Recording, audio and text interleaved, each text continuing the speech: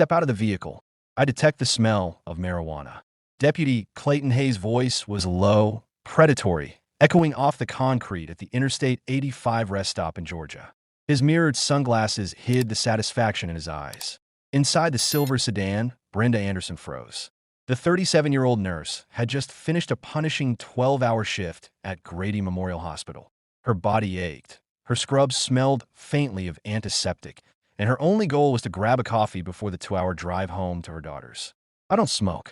I'm a nurse," she said, her voice trembling but controlled. Hayes leaned in closer, smirking. "Yeah, I know exactly what you are. A black woman reeking of marijuana and cheap perfume. You make me sick. Now get out before I pull you out." His words were venom. Brenda's pulse spiked. The quiet parking lot suddenly felt like a trap. She unbuckled her seatbelt and stepped out, her hands trembling. The air smelled of gasoline and pine, heavy and still.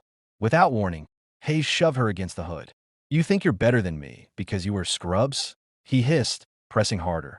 The cold metal burned her cheek. Minutes later, he lifted a small plastic baggie. "Well, what do we have here?" he sneered. "Another worthless black addict." Brenda's mind spun. Her car, her job, her daughters. Everything she'd built was collapsing. But Hayes didn't know about the small, desperate decision she'd made 3 minutes earlier. A decision that would turn this roadside humiliation into a national scandal. It had been a brutal day in the ER, vitals, IVs, compressions, trauma after trauma. At 3:30 p.m., she clocked out, exhausted but relieved. Her phone buzzed as she reached her car. "When are you coming home?" her daughter Maya asked. "2 hours, baby. Mommy's just grabbing coffee," she said, smiling despite the fatigue. She merged onto I-85, the same stretch of highway she'd driven hundreds of times. At mile marker 132, she pulled into the brightly lit rest area. A quick stop, coffee, maybe a bathroom break. She never made it inside. "Ma'am, hold on a second," a voice called behind her. She turned. Deputy Hayes stood 10 feet away, hand resting on his belt, expression unreadable. "License and registration." I was just parked," Brenda said, confused. "I need to see your license," he repeated, stepping closer. The air around him seemed to hum with hostility. Brenda slowly reached into her purse, but as her fingers brushed her phone, something in her instinct screamed. She opened her social media app. It had gone live once before by accident, and this time, intentionally, she tapped Go Live. Her screen blinked red.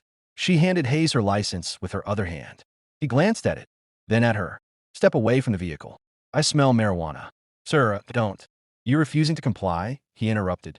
"You're being detained for obstruction." He reached for her arm. Brenda's voice steadied, though her heart pounded.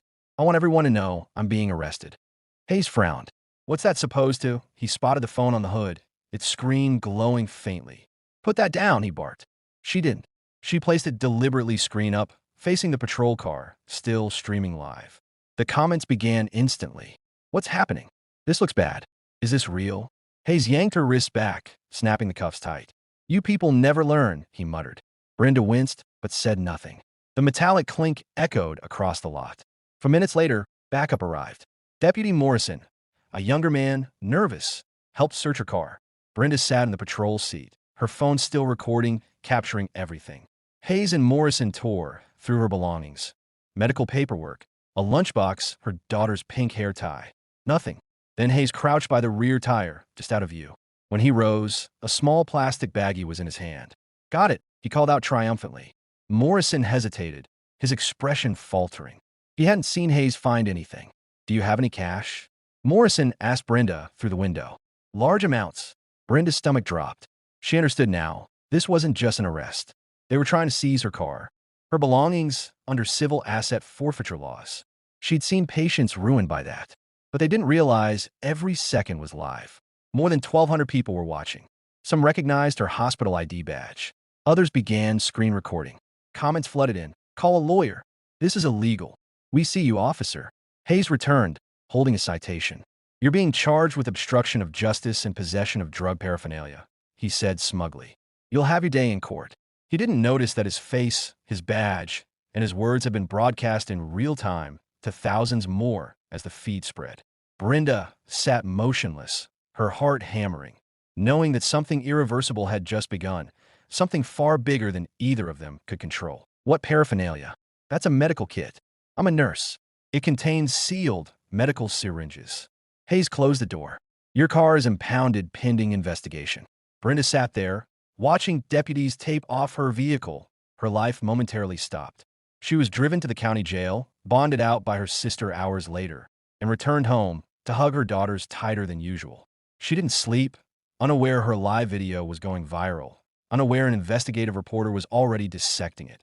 Vanessa Brooks, 29, an investigative reporter for the Atlanta Journal-Constitution, watched the video 7 times. She noticed the critical moment, Thorne bending down, and suddenly, the discovery. The baggie wasn't there before. His body position suggested he reached into his own pocket. This was evidence creation, not discovery. The video had 50,000 views when Vanessa realized the crucial detail. It was a live stream. 1,200 people were primary witnesses to a deputy planting evidence before he knew anyone was watching. Vanessa immediately began searching. Deputy Clayton Hayes, civil asset forfeiture, I-85 traffic stops.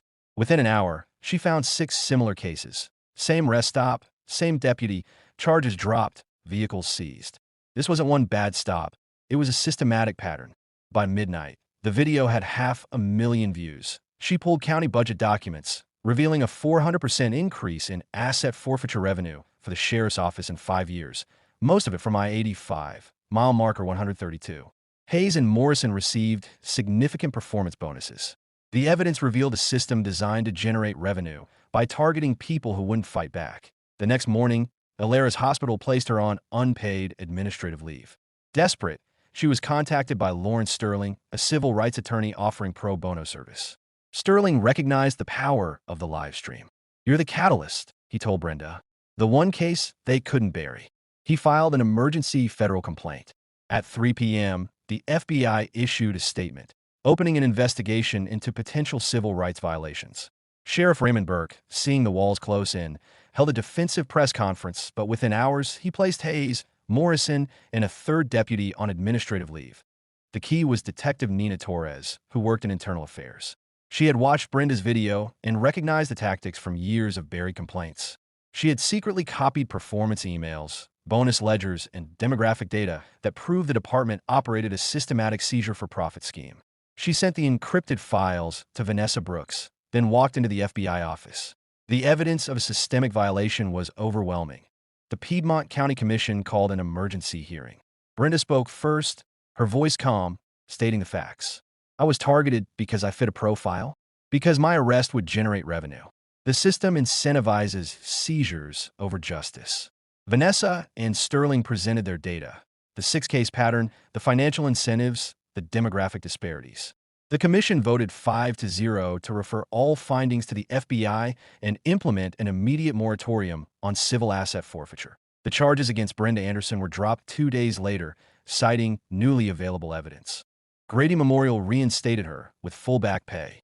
Hayes, Morrison, and Holloway faced federal charges for criminal civil rights violations and conspiracy. For previous victims filed civil suits to reclaim their property. The state legislature introduced Brenda's law to mandate judicial review for all forfeitures. Brenda returned to her job, exhausted but not broken. Justice didn't start with a badge. It started with a phone, a live stream, and 1,200 witnesses who refused to look away. Accountability doesn't come from silence.